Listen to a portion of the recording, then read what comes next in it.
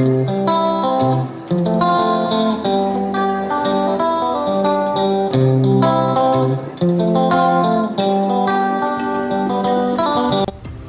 गाय, श्री स्वामी समर्थ. समर्थांची कृपा तुमची लाडकी गौरी. तर मी सगळ्यात आधी तर त्या ताईला सो सॉरी बोलते.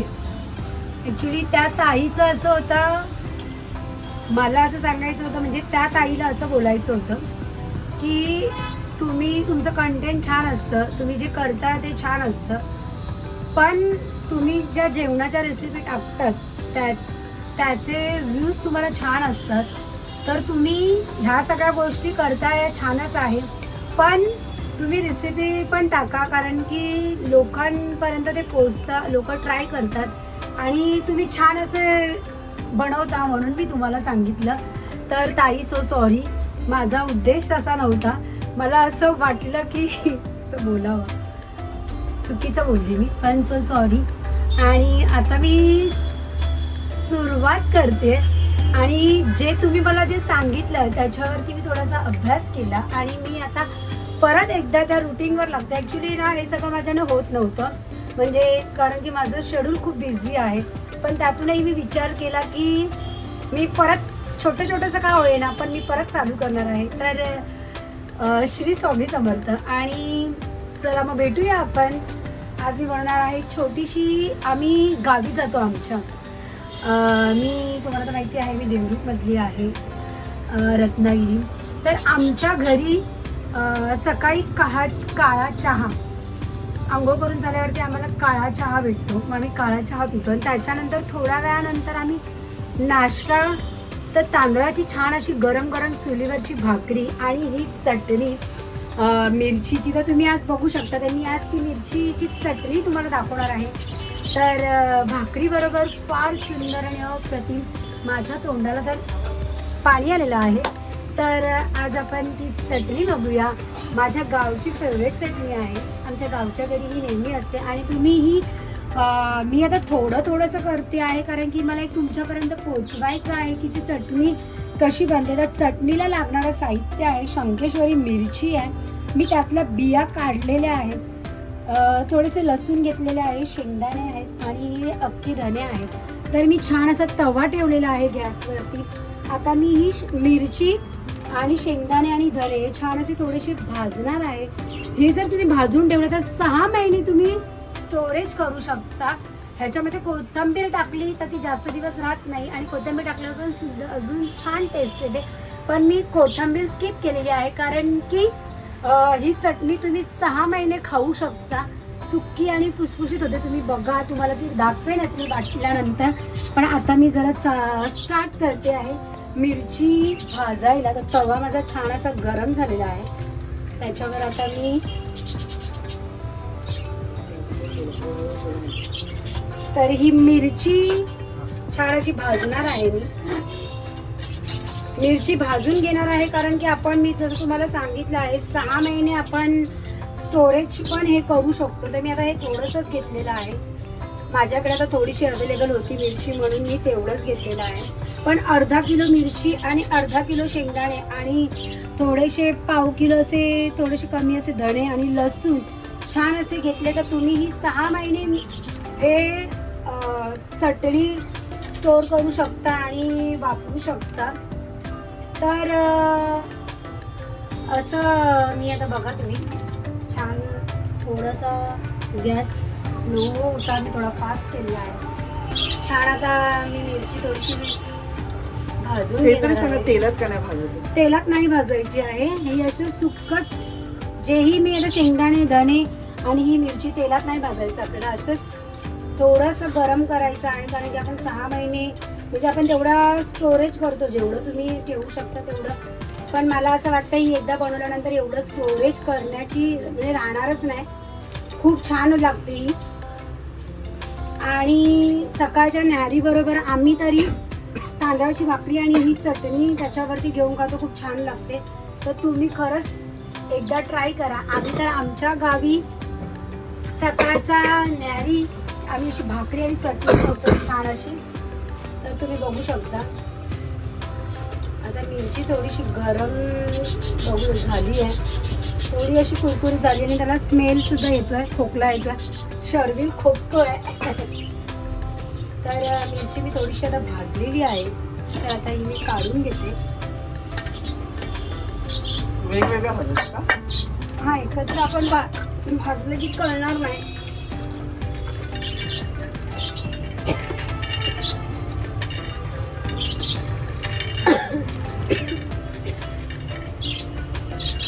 भाजताना मिरचीचा ठसका सुटलेला आहे.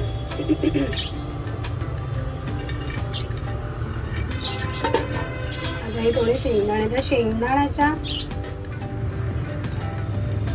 तुम्ही मिरची बघू शकता, मिरची अशी छान खरपूस झालेली आहे आणि ती भाजल्यामुळे त्याच्या बियाही अर्ध्या मी खोलल्या होत्या म्हणून तुम्ही बघू शकता त्याच्या बिया पडतायत. मिरची छान अशी कुरकुरीत झाली आहे. आतमधलं पण निघतं का? हे बघा, ही मिरची अशी छान कुरकुरीत झाली आहे. तुम्हाला आवाज येतच असेल. खाऊन दाखवा. आणि शेंगदाणे आता मी भाजते. शेंगदाणे भाजल्यानंतर आपल्याला याच्या साला काढायच्या आहेत आणि शेंगदाणे जे भाजून झाले की मी थोडेसे धणेही भाजणार आहे. लसूण नाही भाजणार आहे, फक्त धणे.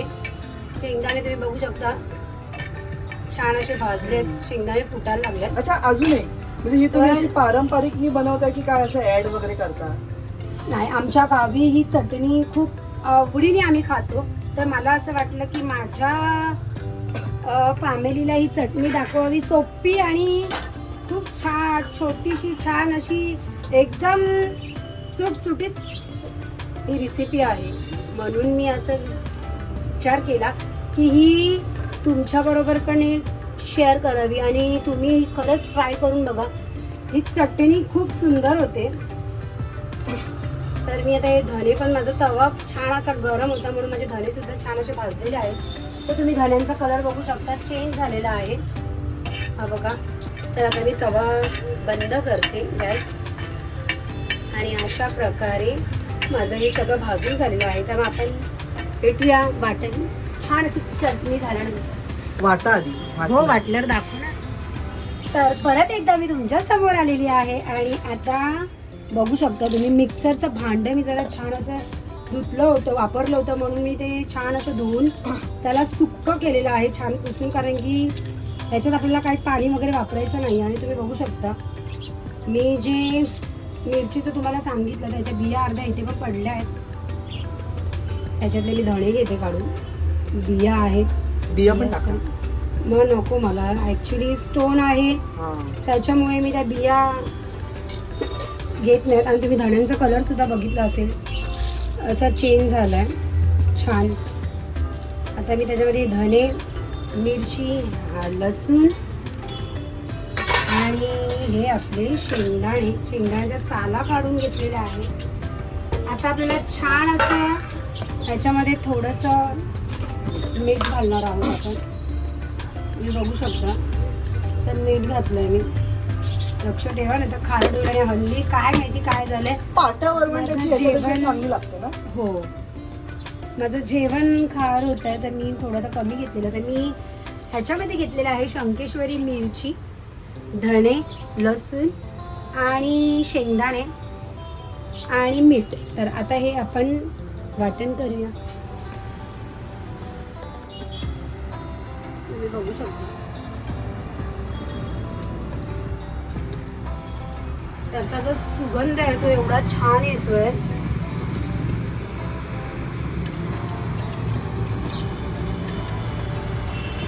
आणि ही खरंच चटणी तुम्ही ट्राय करा, ही एवढी सुंदर लागते ना आपल्या भाकरी बरोबर तांदळाच्या. माझ्या नवऱ्याची तर फेवरेट आहे. आणि आज मी असं विचार केला की आज करूया आपण. मला हे तुमच्यापर्यंत पोचवायचं होतं माझ्या फॅमिलीमध्ये. आणि ही खूप सोपी आहे, खूप फास्टमध्ये. आपण जर आपल्याला असं वाटलं की आज काय खायला असं काय आहे नाही आपल्याकडे, तर आपण ही चटणी आणि भाकरी खाऊ शकता. तुम्ही आता बघू शकता त्याचा एक सगळं मिश्रण असं एकजीव झाल्यावरती ते अजून भारी लागणार आहे. आणि त्याचा सुगंध असं बरमळला आहे. हे फक्त मी गावी घ्यायचं आणि त्याचा स्वाद मी आज मुंबईला घेणार. आहे. आज या चटणीचं मला काय आठवण आली तर कारण की एक आपलं सबस्क्रायबर आहे आपल्या यूट्यूबचे, त्या वहिनींचा मला फोन आलेला. माझ्या जवळच असतात, म्हणजे आमच्या 4-5 बिल्डिंग सोडून त्याही लालबागमध्येच राहतात. तर त्यांचा फोन आलेला, तर त्या मला बोलल्या की वहिनी काहीतरी जेवणाच्या रेसिपी वगैरे काहीतरी टाका, कारण की तुम्ही ज्या रेसिपी टाकल्या आहेत त्या मी ट्राय केल्या, छान होतात. तर तुम्ही काहीतरी तुमच्या गावचं काहीतरी असं असेल काही Traditional. हां, तर तुम्ही ते शेअर केलं तर खूप बरं वाटेल, कारण की मीही ते ट्राय करेन. तर मी बोलली ठीक आहे, आणि प्रत्येकाच्या गावी काहीतरी वेगळं असतं. तर माझ्या गावी आम्ही सकाळच्या न्याहारीला हे खातो, तर तुम्ही ही चटणी न्याहारी म्हणजे काय? सकाळची आपण जी न्याहारी करतो म्हणजे नाश्ता, त्याला आपण मराठीमध्ये न्याहारी बोलतो. न्याहारी अशी छान झाली पाहिजे आपली सकाळची न्याहारी, पोटभर आणि छान अशी झाली पाहिजे. तर ती जी गावची जी न्याहारी आहे तर ती आम्ही ही चटणी आणि भाकरी खातो. तर गरम चहा, एक ब्लॅक टी, ही चटणी आणि तांदळाची चुलीवरची गरम गरम भाकरी अप्रतिम. तर तुम्ही खरंच ही चटणी ट्राय करा. तर मग भेटूया आपण चटणीसोबत. तर मला तुम्हाला अजून एक फार अशी सुंदर अशी गोष्ट एक शेअर करायची आहे. तुम्ही बघू शकता आधी, तर हे फूल जास्वंदीचं फूल आहे आणि याला अजून कळ्यासुद्धा आहेत. आणि ही जी वेल आहे, ही वेल, ह्या वेलला छान असे निळे फुलं येतात. ते बघा, ते वर आलेलं आहे, दिसलं तुम्हाला ते निळं फूल? त्या वेलीला अशी निळी फुलं येतात. तर ही छान अशी वेल, तर ही वेल मी आहे ना रत्नागिरीवरून, माझी नणंद, तुम्हाला असं मी सांगितलेलं आहे ब्लॉगमध्ये की माझी मोठी नणंद ती रत्नागिरीमध्ये राहते, त्यांच्याकडे खूप अशी झाडं आहेत. तर त्यांच्याकडून हे असे आम्ही हे आणले होते. ही जी आहेत ना, हे याच्यामध्ये बिया येतात. ह्या बिया तुम्ही सुकल्या की तुम्ही झाडात म्हणजे मातीत, ह्या बघा हे जे आहे ना, हे आम्ही माझी सासू घेऊन आलेली गावावरून असं तोडून. तर त्या सुकल्यानंतर छान अशा बिया तुम्ही मातीत रुजवल्या की छान असं झाड रुजून येतं. तर आज या झाडाला खूप अशी छान छान नवी फुलं येतात. आणि जसं मी तुम्हाला ते जास्वंदीचं फूल दाखवलं आहे, तर त्याचा म्हणजे गावावरून आणल्यापासून एवढी छान छान मोठी मोठी जास्वंदीची फुलं येतात. आणि माझ्या तर देवारामध्ये तुम्हाला माहिती आहे आमच्याकडे देवी आहे तुळजाभवानी. तुळजाभवानीवरती ते फूल ठेवल्यानंतर फार एवढं सुंदर वाटतं माझं देऊळ मंदिर, खूप छान वाटतं. तर असे छान छान फुलं येतात. तर सगळ्यात गोड आणि थँक्यू माझ्या नणंदबाईला गावच्या, कारण की त्यांनी मला हे झाड दिलं होतं कुंडी सकट. मी बोलली जगेल की नाही जगेल, पण ते झाड जगलं आणि छान अशी मोठी मोठी जास्वंदीची फुलं येतात. ती माझ्या देवाराला मी वापरते देवळात. तर तुमच्याबरोबर ही गोष्ट शेअर करायला मला फार आवडलेलं आहे, कारण की मी रत्नागिरीवरून आलेला आहे, एवढा लांबून आणलेल्या झाडाचा उपयोग झालेला आहे. तर थँक्यू.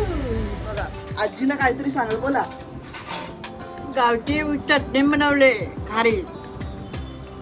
शिकवली कोणी? तुम्ही सांगितलं ना? हा, आमच्या गावाला तीच चटणी करतात. गावाला काय शेंगणे नकाला खोबऱ्याचा तुकडा असला तर टाकायचा आणि करायची. पण गावी मिक्सर नसतं कसं बनवतात? मिक्सर असतो का तरी कोणत्याकडे, नाही असं नाही, आणि ते व्हायनात करायची. होते चांगली? हा, तुम्ही खाल्ली आहे काय? आमच्याकडे व्हायनात. कोण बनवायचं तुमच्याकडे गावी? मी बनवायची, माझी आईच बनवायची, माझी सासू बनवायची, आज दावा करतात. बोलल्या. तर तुम्ही बघू शकता छान अशी ही सुकी अशी खार, माझ्या सासूने तुम्हाला सांगितलं आहे, खार अशी चटणी आहे. आणि याच्यामध्ये तुम्ही खोबरं पण टाकू शकता, कोथिंबीर टाकू शकता. पण जर आपल्याला ठेवायची असेल, स्टोरेज करायची असेल तर ही अशी करा, तर ही छान अशी स्टोरेज होते. आणि खूप छान अशी चटणी झालेली आहे. तुम्ही ट्राय करा आणि मला नक्की कमेंटमध्ये सांगा कसं वाटलं ते. चला मग. आणि हा, पुढची रेसिपी कोणती बनवायची ते तुम्हीच सांगा कमेंट करून, हो की नाही? हा चालेल मला, पण तरीही मी विचार करून ठेवेन आणि तुम्हीही करा आणि मला नक्की कमेंटमध्ये कळवा कशी वाटली ही चटणी. तर भेटूया आपण मग पुढच्या ब्लॉगमध्ये. बाय.